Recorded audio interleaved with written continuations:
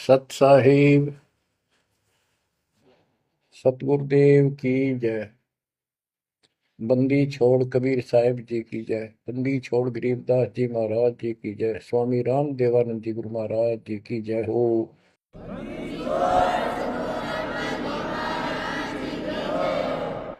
सर्व संतों की जय, सर्व भक्तों की जय, धर्मी पुरुषों की जय।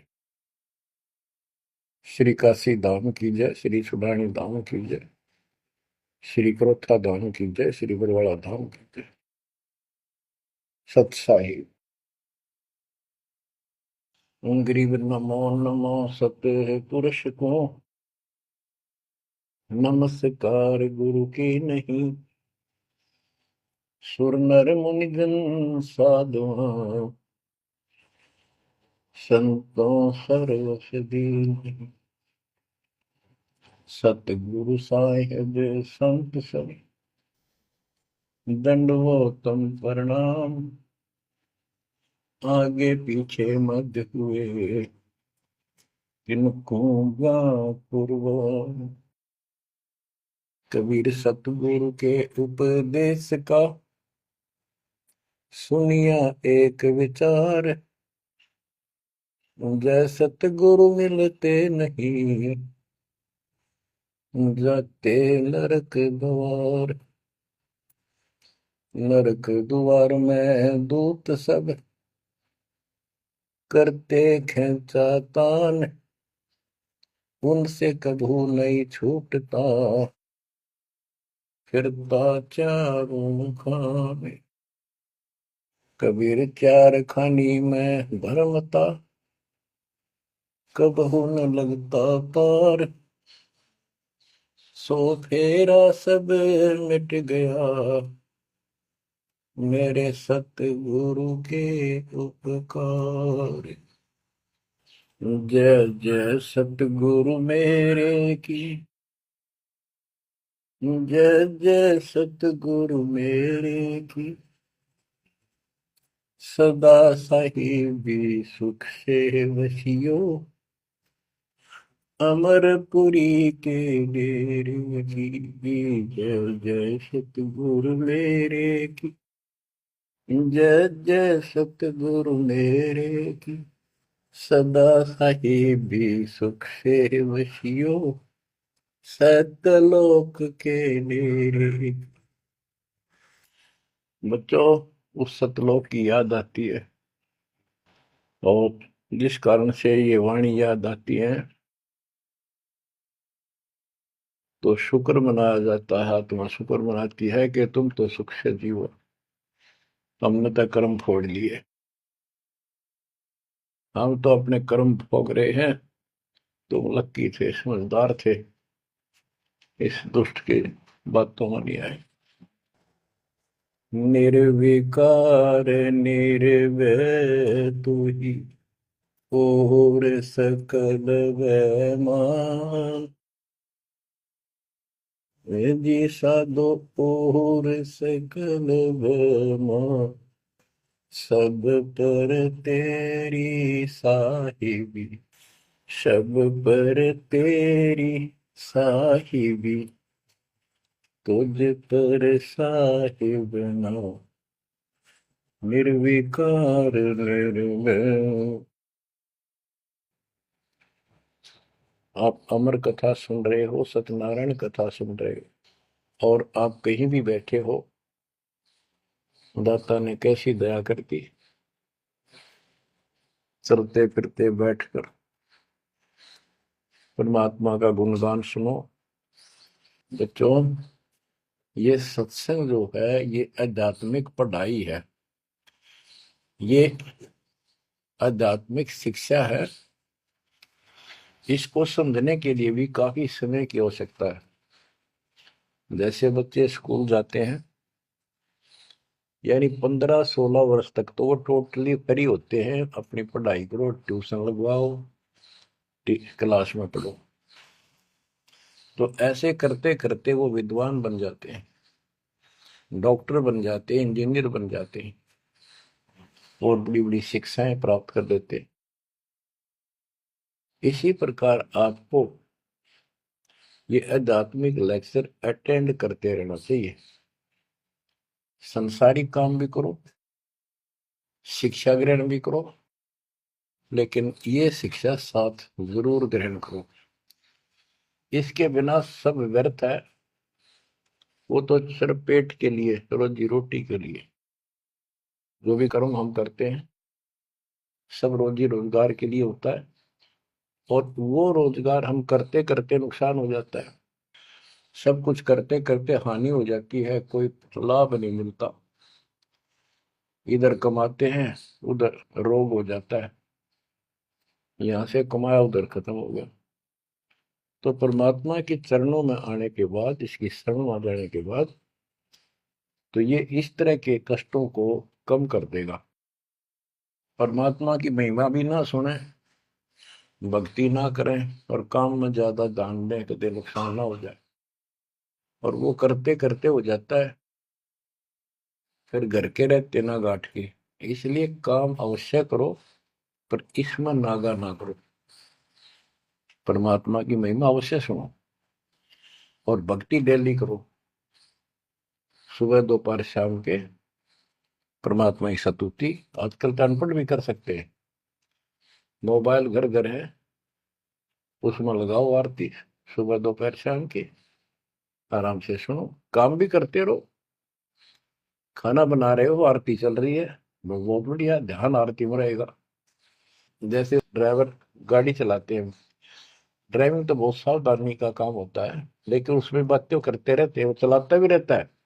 इसी प्रकार इस समय का ऐसे सदुपयोग करो, श्रवण भी करो, गाड़ी भी चलाओ, तो आरती भी लगा लो, उसके अंदर चलते रहो, सुनते रहो। तो परमात्मा ने आपके ऊपर रजा करने में कसर नहीं छोड़ रखी। और अब आप भी चौकस हो जाओ, सतर्क हो जाओ, समर्पित और दृढ़ हो जाओ। बच्चों, अपने को अपने घर का ज्ञान हुआ, अभी तक तो हमारे को अध्यात्म का सिर पैर भी ज्ञान नहीं था। और जब तक बच्चों हमें विश्वास नहीं होता कि परमात्मा कौन है, इसका प्रमाण कहाँ है, कहाँ प्रूफ है, और हमारी आत्मा इस बात को नहीं स्वीकार कर लेती क्या सचमुच यही सत्य है, तब तक हम भक्ति भी करते रहते हैं, और आत्मा अस्थिर रहती है, मन अस्थिर रहता है। कोई भी कोई साधना बताता है, हम उसी को करने के लिए तत्पर हो जाते हैं। वो पहले वाली तो छोड़ते नहीं, और भी शुरू कर देते, क्योंकि हमें चाह है परम पिता की। हमें इस बात का एहसास है कि एक शक्ति है जो हमारे दुखों का निवारण करती है, किस्मत से भी अलग देती है। किस्मत में दुख आया, प्रारब्ध में कष्ट हुआ, तो हम उसके निवारण के लिए किधर झाड़ फूक वालों के पास, कहीं हाथ दिखाने गए, कहीं पहाड़ों पर किसी ने बताया वहां गए, व्रत रखने को कहा वो रखा। हमने हर तरह से कोशिश की कि कोई सुख प्राप्त हो, ज्यादा धन प्राप्त हो, लेकिन ऐसा कुछ नहीं हुआ।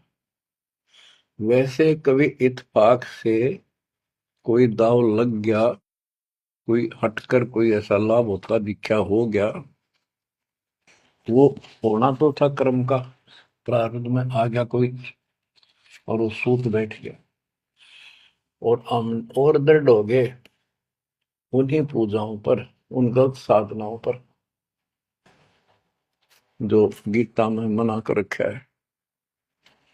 दास अपनी बताता है, ये आपके साथ भी अवश्य हुई है, आपको अब एहसास होगा। जैसे दास बचपन से रामकृष्ण और विशेषकर विष्णु जी का, कृष्ण जी का विशेष भक्त रहा है, इसके साथ हनुमान जी के प्रति भी लगन में, तरफ में, चाह में कोई कमी नहीं थी। इस कारण से मंगलवार का व्रत रखना, किसी ने बता दिया कि जिला राजस्थान में सालासर एक स्थान है जहां पर हनुमान जी का बहुत प्रसिद्ध मंदिर है और वहां जाने से सारे सुख हो जाते हैं। तो दास सिरसा सर्विस करता था। हरियाणा का एक शहर है, पंजाब से सटा हुआ डिस्ट्रिक्ट है। वहां से पता चला तो दास बैठ के ट्रेन में सालासर पहुंचा, शुरू उतरा वहां से अन्य साधनों से। वहां एक छोटा सा गांव सालासर, वहां एक छोटा सा मंदिर और उसमें एक पत्थर की मूर्ति। उसकी शक्ल भी ठीक सी कोई ना, हनुमान का वो आइडिया लगाया जाता। उस समय, ये सन 1978 की बात है, ऐसा कोई वहां पर ज्यादा भीड़ नहीं होती थी। हम सुबह आराम से दर्शन कर लेते थे। हद से हद 500-400 आदमी जाते थे। फिर देखते देखते 10 साल में वहां पर टेढ़ी मेढ़ी लाइन बनने लगी, यानी 4-4 घंटे में नंबर आने लग गया। और उस दौरान जैसे भी कोई राहत मिली, जैसे सर्विस लगी, पढ़ते थे, पास होते चले गए, हनुमान जी और श्री कृष्ण की जय जयकार। और जैसे हम पढ़ते थे, पास होते चले गए। तो ये श्रेय अपने इन इष्ट देवों को मानते थे जो एक से अनेक थे।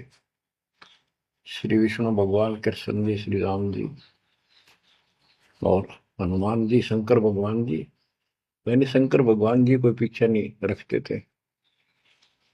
और ये बता रखा था अगर माँ की भक्ति नहीं करनी, इसको विशेष ध्यान नहीं देते थे इसके ऊपर।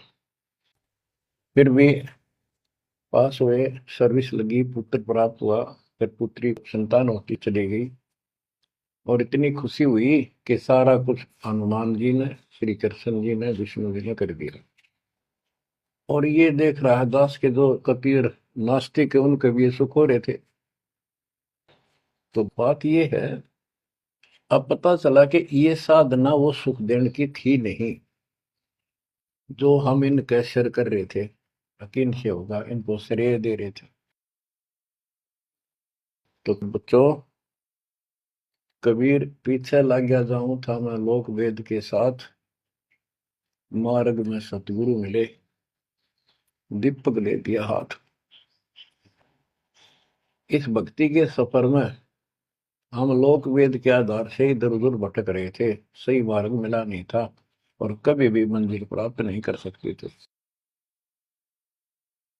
ठीक है, हमारी तड़प थी तो भगवान भी मिले। जैसे वेदों में प्रमाण है, ऋग्वेद मंडल नंबर 9, सूक्त चमन, मंत्र 3 में, कि परमात्मा सबसे ऊपर के लोक में बैठा है।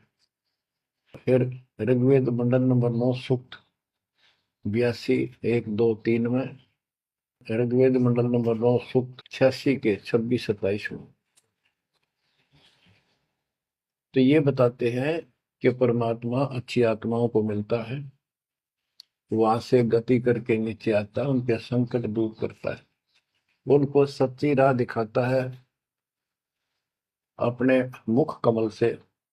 ऋग्वेद मंडल नंबर 9, सूक्त 96 के 16 से 20 तक,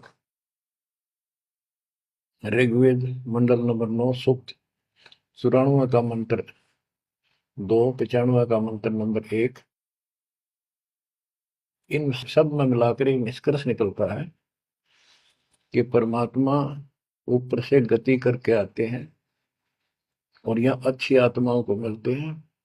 एक कविता, काव्यों यानी लोकोक्तियों, शब्दों, वाणियों, साखियों के माध्यम से अध्यात्म ज्ञान अपने मुख कमल से बोलकर सुनाते हैं।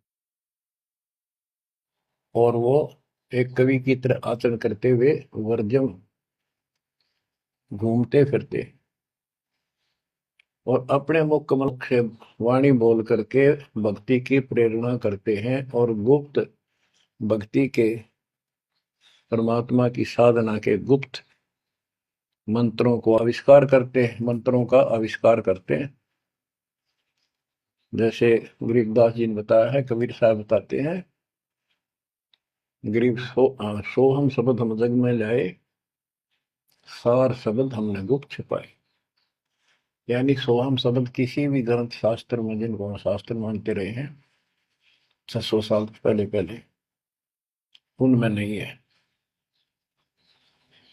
और सोहम नाम का प्रचलन बहुत पहले से चल रहा है, पर इन किताबों में नहीं था।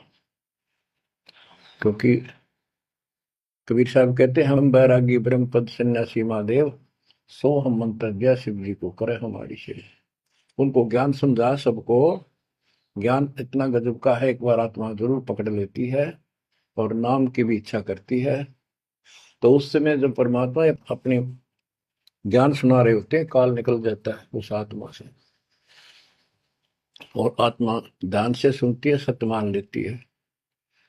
तो इन्होंने ब्रह्मा जी ने, विष्णु जी ने, शिव जी ने, सबने नाम दे दिए। इनमें सॉफ्टवेयर लगा दिया परमात्मा ने। विष्णु जी में हरियम का, शिव जी में सोम का, ब्रह्मा में ओम का, और वही आज हमारे को लगा दिया। अब हम अपना काम इनसे डायरेक्ट ले रहे हैं। तो कहने का भाव ये है कि जिस समय परमात्मा अपना ज्ञान सुनाते हैं, काल भाग जाता है। परमात्मा के वहां से आते ही काल प्रवेश कर जाता है, उनकी बुद्धि को फेर देता है। इसी कारण से दोबारा इन्होंने परमात्मा की वाणी सुनी नहीं, विचार नहीं सुना, और ये धोखा खा गई। हमने भी बहुत बार धोखा खा लिया, संकों बार हम ये कष्ट उठा चुके और ये धोखा खा चुके हैं। तो अपने भगवान को छोड़कर इन बकवादा में बड़े रहे। मानुष जन्म पाएकर खोवे, सतगुरु विमुखा युग युग रोए। बच्चों, गिरीश सतगुर संगत छोड़कर लाख वर्ष जप कीन, इंद्रिय क्रम ना मोक्ष होए, अरे काल के आदि। जैसे आपको बार बार समझाया जाता है कि सतगुरु से विमुख होने के बाद हम आज से 600 वर्ष पहले परमात्मा से विमुख हुए थे। उसके बाद हम पता नहीं किन किन धर्मों में जन्मे, कभी भक्ति की कभी ना की। भक्ति करते थे और भक्ति ही नहीं थी, लेकिन मालिक फिर भी हमें उन प्रत्येक मानव शरीर में मिले हैं और सच्ची राह दिखाई है। हमने कुछ दिन की साधना अवश्य की है, फिर छोड़ दी, और जिसके कारण परमात्मा हमें चार्ज कर गए। उस चार्जिंग के कारण आज तक आपके हृदय में मालिक की चाह और भक्ति की तरफ बनी हुई थी, और मनुष्य जीवन मिलते रहे। क्योंकि हम 600 साल पहले गुरुद्रोही नहीं हुए थे, सतगुरु विमुख हो गए थे। सतगुरु विमुखा युग युग रोआ, मानुष जन्म पाकर खोआ। एक उदाहरण देता हूं। एक राबी नाम की लड़की, जिसको राबिया भी कहा, मुसलमान धर्म में जन्मी। वह पिछले सतयुग से मालिक के उनके साथ लगे थे, अपनी बेटी को, अपनी आत्मा के। गरीबदास जी ने बताया है कि कबीर साहब बताते हैं, दो दिन मेरी शरण है। यानी एक बार किसी युग में चाहे वो 10 दिन भी नाम ले ले, फिर छोड़ दिया वो, मालिक उसको अपने खाते में लिख लेता है। और फिर उसको धीरे धीरे धीरे धीरे, देखो अपने पिता को, देखो हमारे लिए कितना कष्ट उठा रहे हैं। उसको धीरे धीरे चार्ज करते रहते हैं, चार्ज करते रहते हैं, भक्ति की तरफ जन्म जन्मांतर बढ़ाते रहते हैं। उसी कर्म अनुसार, उसी क्रिया में वो लड़की आत्मा राबी बनी हुई थी। एक लड़की मुसलमान घर में जन्म था, 12-13 साल की बेटी थी, भेड़ बकरियां चरा रही थी।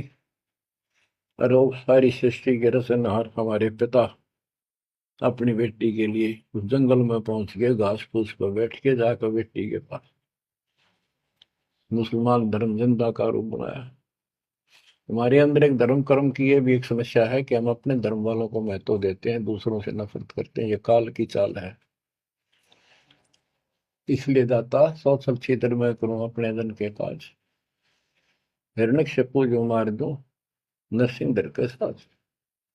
अब्राहिम सुल्तान दम के बंदी बन के चले गए, एक नौकरानी बन के चले गए। क्या पड़ा था उनको? कोरडे खाए, नौकर बने, अपने बच्चे को नरक से निकालने के लिए कि तुम बालक को, बुद्धि छोटी है, बच्चे की बुद्धि इतना काम नहीं करती, इस ज्ञान से आपकी बुद्धि विकसित होगी, आप कुछ दिनों में संकेत समझने लग जाओ। अब जैसे राबी को मालिक ने समझाया, तो बच्चों, परमात्मा अपनी उस बेटी, उस आत्मा के, राबिया के पास जाकर बैठ के जंगल में गर्मी सर्दी घास फूस के ऊपर बैठ के और उसको समझाने लगे, बेटी भक्ति किया करो।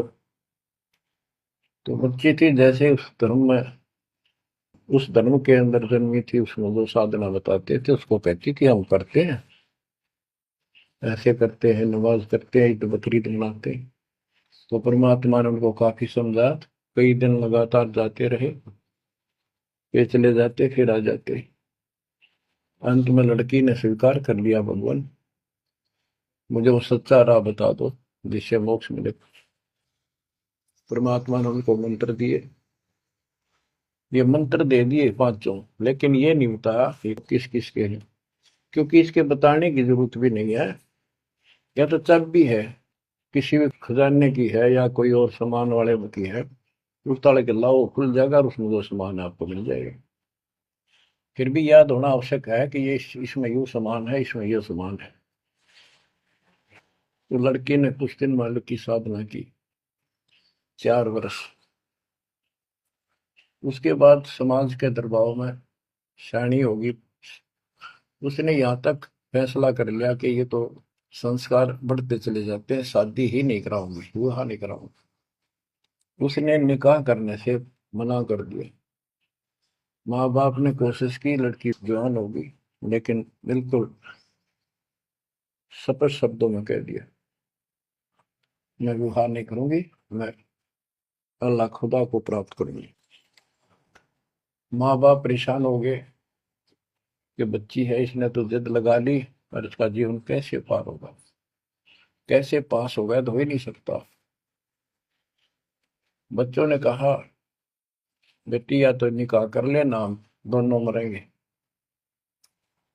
लड़की ने सोचा, चल माता पिता की हत्या का क्यों सिर पर दोष लूं, आगे अपने पति से बात कर रहे हैं। निकाह हो गया। मुसलमानों के अंदर लड़की से अपनी राय पूछी जाती है विवाह के समय कि क्या आपको ये विवाह मंजूर है, निकाह कबूल है। लड़की यस कर देती है तो विवाह होता है, न तो नहीं होता। ये स्वतंत्रता बेटी को है। उसने यस कर दी, विवाह होगा। उनका पति बहुत बड़ा अधिकारी था, अफसर था, साहब था। मुसलमानों में एक से अधिक विवाह भी हो जाते हैं, सामान्य बात है। तो उसने यही विचार किया था कि तो शादी और कर लेगा, वहां दबाव बनाऊंगी, ना तो मर जाऊंगी और क्या इलाज है। तो उसने अपने पति से अपना उद्देश्य बता दिया, मैं भक्ति करना चाहती हूँ, मेरी कतई तमन्ना नहीं है कोई शादी और बच्चे पैदा करने की। यदि आप मेरे साथ जबरदस्ती करोगे तो मैं सुसाइड करूंगी। उनका पति भगवान से डरने वाला मुसलमान था, वास्तव मुसलमान था। उसने कहा, राबिया आपने निकाह कबूल क्यों किया, ये बता। उसने कहा कि मेरी मजबूरी थी, मेरे माता पिता मर जाते, मैं वो दोष नहीं लेना चाहती थी। उनका भी काम बन गया। कि आप बताओ आपका क्या इरादा है। मेरा फाइनल है, या तो मौत या अपनी भक्ति करूंगे। इतना दृढ़ विश्वास देखकर उसने कहा कि राबिया कोई बात नहीं, आप भक्ति करो, मैं अल्लाह के मार्ग में बात नहीं बन सकता, मैं भी भगवान से डरने वाला हूँ। लेकिन जैसे आपकी लोक लाज के कारण आपके पिता की समस्या प्रबल थी, इसी प्रकार समाज हमारा भी है, लोक लाज हमें भी है। आप मेरी दृष्टि में, मेरी तरफ से तो मेरी सिस्टर होगी, समाज की दृष्टि में मेरी वाइफ बनकर रहना होगा। वो बोली मुझे मंजूर है। उसके लिए अलग व्यवस्था कर दी। अपनी भक्ति कर, किसी चीज की कमी नहीं आने देंगे। उसने अपनी और शादियां कर ली। अब वो 50 साल की होगी, सब देखा कि ये तो बिल्कुल देवी का रूप है, पलक भी उठाकर नहीं देखती। ये पिछले संस्कार थे, वो बैटरी चार्ज थी, उसमें चाह थी, आगे बैटरी लगी नहीं है, धीरे धीरे नष्ट होगी। या रोड मारा काल मारी, ये बहुत बड़ा षड्यंत्र है। सतगुरु कबीर साहब ने इसको कोई खोल नहीं सकता, इसे बचा भी नहीं सकता। इसलिए सतगुरु की शरण नहीं छोड़नी चाहिए। उसने अपने पति, जो संसारिक दृष्टि के पति से कहा कि मैं हज करने जाना चाहती हूँ। उसने कहा अच्छी बात है, जाओ, और कोई व्यवस्था ऊंट घोड़े की करवा देता हूँ, उस पर आराम से बैठ कर जाइए। बोली नहीं, मैं पैदल जाऊंगी, क्योंकि ये आस्था हमारी भगवान के प्रति, अहंकार में नहीं। ऐसे जावा तो और बढ़िया रहे, ये वो शुरू से धारणा है। उस समय साधन भी नहीं होते थे, ऊंट घोड़े होते थे, रेगिस्तान में ऊंट ही चलते थे। बोली नहीं, मैं पैदल जाऊंगी। राबिया पैदल जा रही थी, रास्ते में कुआं था, उसमें बाल्टी और रस्सा नहीं था। एक कुतिया वहां पर बहुत बुरी तरह रो रही थी, कभी कुएं की तरफ जा रही थी, राबिया के चरणों की तरफ आ रही थी। वो समझ गई कि यह प्यासी है, और साथ में बच्चा है, मरेगी की बच्चे भी मरेंगे। आओ देखा ना ताओ देखा, दया बिना दरवेश कसाई। वो दरवेश थी, संत थी, दयालु थी, असली मुसलमान थी।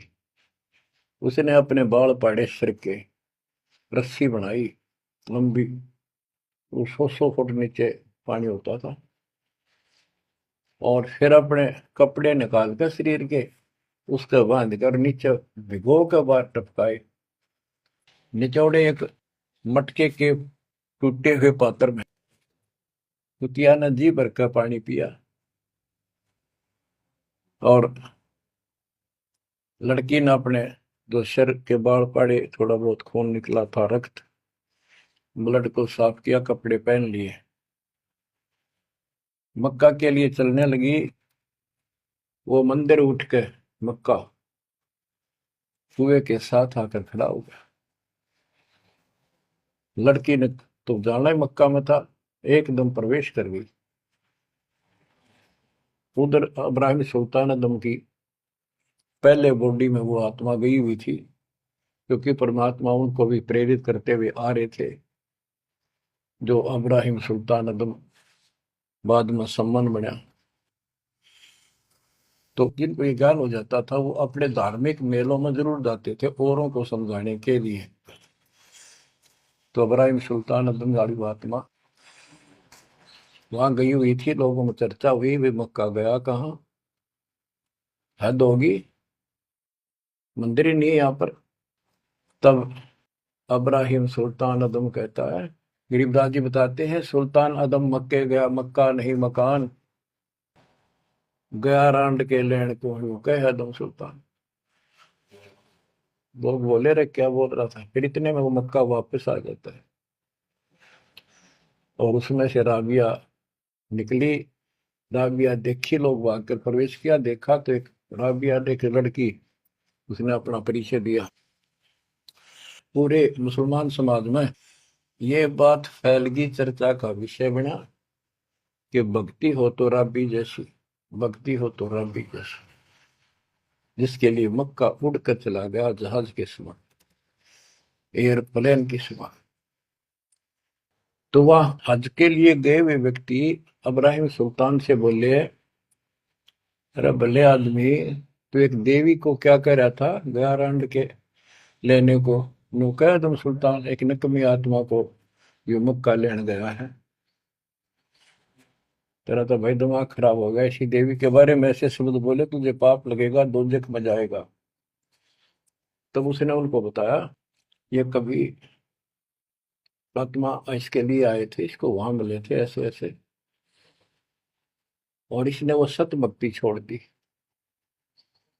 क्योंकि परमात्मा साधु रूप में कहीं प्रकट हो जाते हैं, ये उनका एक नियम है, अच्छी आत्माओं को मिलते रहते हैं।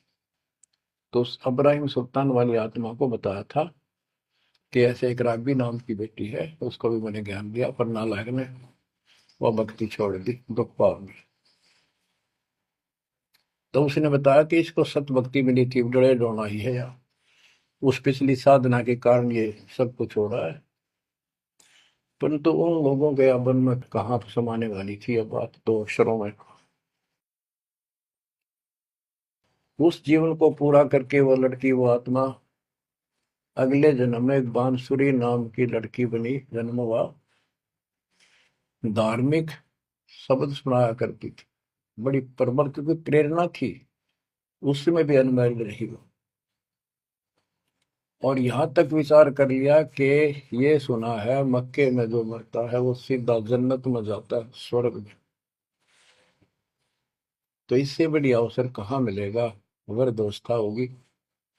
मक्के में अपनी गर्दन काट दी और चढ़ा दी, सब जगह ये चर्चा होगी,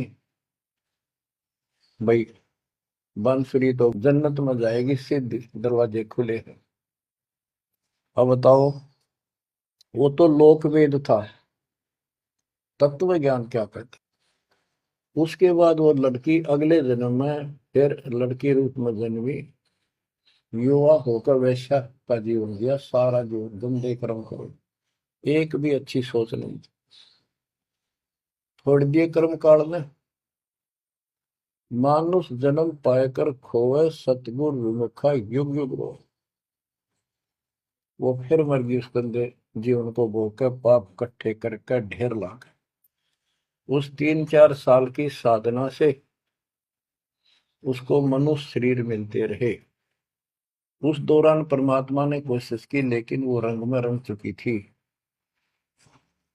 बांसुरी वाले में खुद गायक बन गई, लोग प्रशंसक हो गए, बड़े बड़ी अल्लाह का ज्ञान सुनाती है।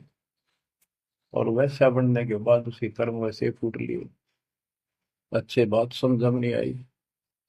वो फिर मृत्यु को प्राप्त हुई, वैसा का जीवन, गणका का जीवन भोग कर फिर वो शेख तकी नाम के एक धार्मिक मुसलमान पीर के घर जन्म लिया बेटी के रूप। 11 वर्ष की, 12 वर्ष की आयु पूरी करके वो मर गई, समय संस्कार पूरा हुआ। परमात्मा कहते हैं, सोचल छिदर मैं करूं अपने जन के काज, उस आत्मा को फिर अपने चरणों में लेना था, अपनी प्यारी आत्मा।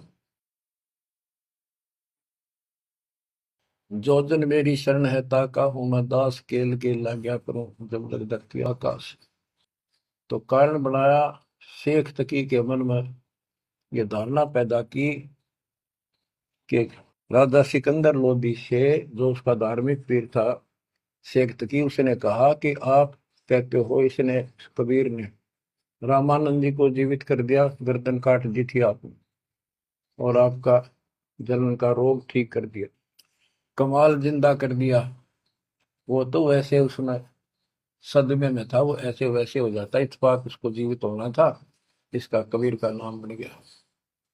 जब जानू मैं इसको, मेरी बेटी को जिंदा कर दे जो कब्र में दबी हुई है, 15-20 दिन हो गए। तो कबीर साहब से कहा गया, कबीर साहब ने कहा कि आसपास के लोगों को बता दो कि आ जाओ, एक कमाल होगा। उस शेख तकीर ने ढिंढोरा पिटवा दिया कि इसकी बेइज्जती हो तो छक्का हुआ है, मूर्ख बना रहा। उधर कबीर साहब ने कह दिया कि भाई खूब बुला लो, आसपास जितने बुला सकते हो, सबके सामने देखते हैं परमात्मा की क्या रजा होती है। हजारों व्यक्तियों के सामने कबीर साहब ने कहा, एक शेख तकी की बेटी जीवित हो जा। कब्र खुलवा दी, उसमें 100 पड़ा था। कहा एक शेख तकी की बेटी जीवित हो जा, लड़की नहीं जीवित हुई। फिर दोबारा कहा, फिर भी जीवित नहीं हुई। शेख तकी नाचन लग गया, खुल गई पोल डोंगी की, देखो ये बकवाद करता था, सुन लो भाई, ए डोंगी पाखंडी झूठा। तो परमात्मा ने कहा कि शेख तकी तू कोशिश कर ले। तो और दूसरे बोले, जी ये कुछ करने दोगा होता था, अपनी बेटी ने कौन मिट्टी में दाबा है, आप पर दया करो। तब कहा है कबीर की बेटी, जीवित हो और बाहर आ बेटा, इतना ही कहना था। सारा शरीर में कंपन हुई, डेड बॉडी जीवित होगी और उठ के बेटी बाहर आ गई।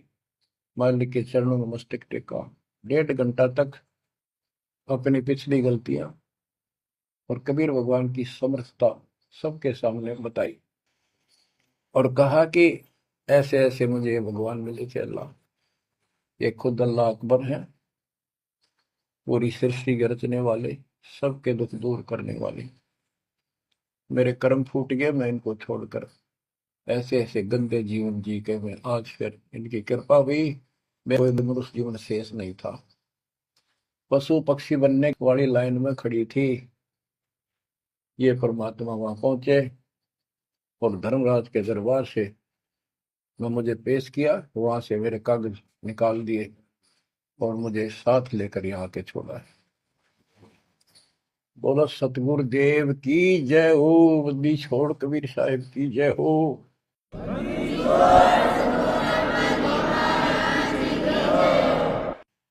तो उसने कहा बेटी जा अपने पिता के साथ, कबीर साहब ने कहा शेख तकी के साथ। तो बेटी बोली मुझे अपना पिता मिल गया, अपना मालिक मिल गया, इस कर मेरा संस्कार इतना ही था। आप मेरे पिता हो, सारी सृष्टि के मालिक हो, मैं तो आपके साथ रहूं। अपने गुरु के मैं संग संग होली, अपने गुरु के मैं संग संग होली, सखेरे मोहे नेकन आई लाज, आज मोहे गुरु दर से दिखाए। बच्चों यह बात तो बनेगी ऐसे ही। पानी कहते, देसी कहावत है, पानी तो झील में नीचे के स्थान पर आके ही टिकेगा। वैसे पलट में कितना ऊंचा चढ़ जाए लेकिन टिकेगा वहीं आके। मन का तूफान बकवादों का, कहीं धक्के खा लो, आके बात बनेगी सतगुरु शरण। तो कहते हैं गरीबदास जी का है, गरीब सतगुरु संगत छोड़कर लाख वर्ष जबकि इंद्रिय कर्म ना मोक्ष हो, रहे काल के आछी। सतगुरु पूर्ण संत की संगत छोड़कर चाहे लाख वर्ष तक ये जप करते रहियो, चाहे ये जाप करते रहना, इसका कोई यूज नहीं होगा, क्योंकि कनेक्शन कट चुका होगा, मर्यादा भंग होगी। गुरु बिन माला फेरते, गुरु बिन देते दान, गुरु बिन दोनों निष्फल है, वो व्यर्थ जाएंगे। बच्चों परमात्मा हमारे लिए भटक रहे हैं, इन पिछली गलतियों से सबक लो, इनको फिर से ना दोहराना। जैसे आपको बताया है कि कबीर भगवान है, ये सारी सृष्टि के रचने वाले हैं, ये हमारे पिता, हमारे जनक है, हमारे कष्टों को दूर करने वाले, संकट मोचन यही है। लेकिन हम इनको छोड़कर अन्य उपासना करते रहे हैं। जैसे गीता अध्याय 16 श्लोक 23 और 24 में स्पष्ट कर दिया है कि शास्त्र विधि को त्याग कर जो अपनी मर्जी से, इच्छा से मनमाना आचरण करते, मनमानी साधनाएं करते हैं जो शास्त्रों में प्रमाणित नहीं है, उनको न तो कोई सुख हो, न कोई सिद्धि प्राप्त हो, कार्य सिद्ध हो जिससे, और न उनकी गति यानी मोक्ष हो। तो भक्ति करते इसी के लिए है। ये तीनों नहीं हुए तो उस भक्ति का फायदा क्या, लड़े ढोने वाली बात। तो बच्चों आपको बताया, सभी वेदों और ग्रंथों से सिद्ध कर दिया कि कबीर भगवान है। वेदों को तो पूरा विश्व मानता है और हिंदू समाज तो इस पे कुर्बान है। उसके बाद दूसरा नंबर गीता, वेदों से भी प्रथम आ चुकी है वर्तमान में, क्योंकि इसमें ज्ञान बिल्कुल संक्षिप्त में और बहुत तिरपाई सीरीज में, तो इसलिए इनमें सबसे आपको प्रमाणित कर दिया कि कौन सी भक्ति करनी है, कौन सी ना करनी है। गीता अध्याय श्लोक 23 में तो 16 के 23 में तो बता ही दिया कि शास्त्र विधि को त्याग कर मैं अनाचरण करता हूँ, को कोई यूज नहीं। 24 में कहा कि इससे तेरे लिए अर्जुन शास्त्र ही प्रमाण है, कर्तव्य जो साधना करने योग्य है और अकर्तव्य जो ना करने वाली है, इन्हीं के आधार से करो। गीता अध्याय 9 श्लोक 25 में कहा कि भूत पूजने वाले भूतों को प्राप्त होंगे, पितर पूजने वाले पितरों को प्राप्त होंगे,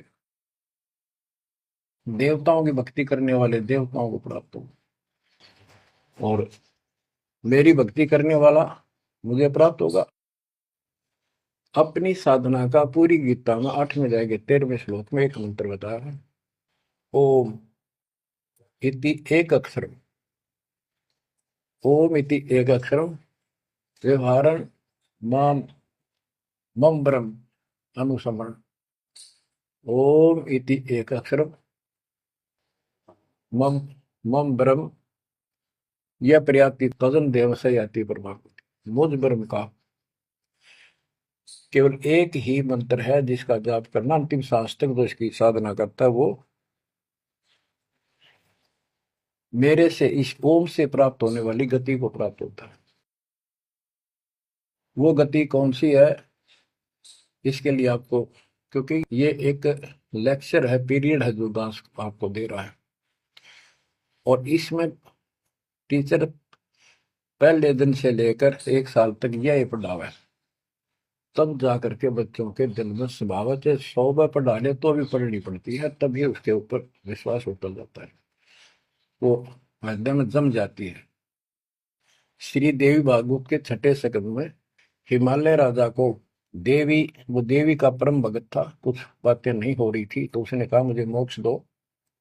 धन तो बहुत दे दिया आपने, तो उसने कहा मोक्ष, ये झूठ बोले न ज्ञान तहनी, और उस भक्ति का ज्ञान इनको, क्योंकि उन्होंने वो खत्म कर दिया जो मूल ज्ञान था, सूक्ष्म वेद का वो पार्ट हिस्सा। तो इसने कहा कि ओम का जाप कर। राजा हिमालय से श्री देवी ने कहा, दुर्गा ने, ओम का जाप कर और सब बात छोड़ दे, वो ब्रह्म दिव्य आकाश रूपी ब्रह्म लोक में रहता, उस ब्रह्म को प्राप्त हो जाओगे, तुम्हारा कल्याण हो। गीता अध्याय 8 श्लोक 16 में बताया है कि ब्रह्म लोक में गए वे भी सब पुनरावृत्ति में है। गीता चारों वेदों का सारांश है, ये वेद है, जितना इसमें वेदों वाला ज्ञान है वो सत्य है, कुछ काल ने अपना मिलावटी किया है, वो अलग दिखाई देता है, वो केवल युद्ध कराने के लिए अटकलबाजी इसने की है, और बीच में अपना तड़का भी लगाया है। वो साफ निर्णय हो गया, क्योंकि सूक्ष्म वेद सब कुछ है, उससे सभी छट गया अलग अलग से, ये गलत है ये ठीक है। तो ब्रह्म लोक में गए वे भी पुनरावृत्ति में पुनर्जन्म होता है। गीता अध्याय 4 श्लोक 5 में इसने स्पष्ट कर दिया, अर्जुन तेरे मेरे बहुत जन्म हो चुके हैं, तू नहीं जानता नहीं। गीता अध्याय 2 श्लोक 12 में यही 10 के 2 में बताया कि मेरी उत्पत्ति तो हुई है, लेकिन ये ऋषि देवता नहीं जानते, क्योंकि ये मेरे से उत्पन्न हुए। फिर उस ज्ञान को, जैसे जहां से शुरुआत हुई थी कि परमात्मा सतलोक से सबसे ऊपर के लोक में रहता, वहां से चलकर गति करके आता है, अपना सच्चा अध्यात्म ज्ञान खुद बोलकर बताता है। गीता अध्याय 4 श्लोक 32 में, ये कोड वर्डों में है गीता ज्यादातर, उसमें बताया कि जो ज्ञान ब्रह्मणे मुखे सचिदानंद घन ब्रह्म ने अपने मुख कमल से बोली वाणी में बोला है, उस वाणी में संपूर्ण विस्तार के साथ लिखा है, उससे ये पूर्ण मोक्ष होगा, फिर कभी जन्म मरण नहीं होता। उसके बारे में चौथे अध्याय के 34वें श्लोक में कहा है कि उस ज्ञान को तत्वदर्शी संतों के पास जाकर समझ, उनको दंडवत प्रणाम करने से, कपट छोड़कर उनकी सेवा करने से वो तत्वदर्शी संत जो तत्व ज्ञान का उपदेश करेंगे। गीता अध्याय 15 श्लोक 1 में स्पष्ट कर दिया है, जो इस उल्टे लटके हुए संसार रूपी वृक्ष की के सभी विभाग का नारा नारा ज्ञान बता देता, सभी विभागों का पार्षद सवेदवित वो वेद के तात्पर्य को जानने वाला है। गीता अध्याय 15 श्लोक 4 में कहा है कि उस तत्व ज्ञान के प्राप्त होने के पश्चात उस तत्व ज्ञान रूपी शस्त्र से इस अज्ञान को काट कर, यानी तत्व ज्ञान को ठीक से समझकर उसके पश्चात परमेश्वर के उस परम पद की खोज करनी चाहिए, जहां जाने के बाद साधक फिर लौटकर संसार में कभी नहीं आते। और उसी की भक्ति करो जिसने सारे संसार रूपी वृक्ष को बनाया है, सृष्टि रची है। बच्चों, ये है वो तत्व ज्ञान, ये है वो मूल ज्ञान, सार ज्ञान निष्कर्ष निकाल के रख दिया गया है। अब गीता बोलने वाले ने कहा है कि उस तत्व ज्ञान के अंदर सब कुछ निष्कर्ष है, उसको समझो। यही कुरान शरीफ के अंदर, कुरान मजीद के अंदर सूरत फुरकानी 25 आयत 52 से 59 में यही स्पष्ट किया है। वो कबीर नाम का परमात्मा है जिसने सारी सृष्टि रची, जिसने सब आपको संतान माता पिता का रूप दिया, सबके कर्मों को वो काटने वाला है, सबके कर्मों को ठीक से जानता है। 6 दिन में सृष्टि रच के जो 7वें दिन तक पर जा विराजा, उसकी खबर किसी बाखबर से पूछो। गरीबदास जी कहते वेद कतेब एक है भाई, और वेद कतेब का ज्ञान है दूर, वो संतों का मार्ग दूर। ये अधूरा ज्ञान है, जब इसमें स्पष्ट है ही नहीं, जब ये कह दिया कोई और बताओगा तो वो और अब आपके सामने है,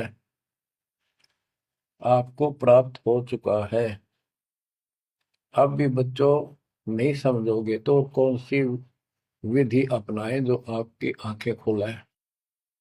कबीर द्वार धनी के पड़ा रहे, धक्के धनी के खावे, 100 काल जो ही पर द्वार छोड़ नहीं जावे। अब आपने इतना करना है, इस ज्ञान को समझकर मालिक से दूर ना होना, सतगुरु विमुखा मत हो जाना।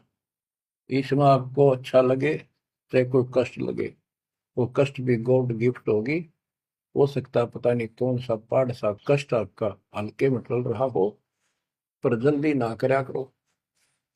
और तो धरती पर कहीं जा रही हो तुम्हें कभी राहत नहीं मिलेगी।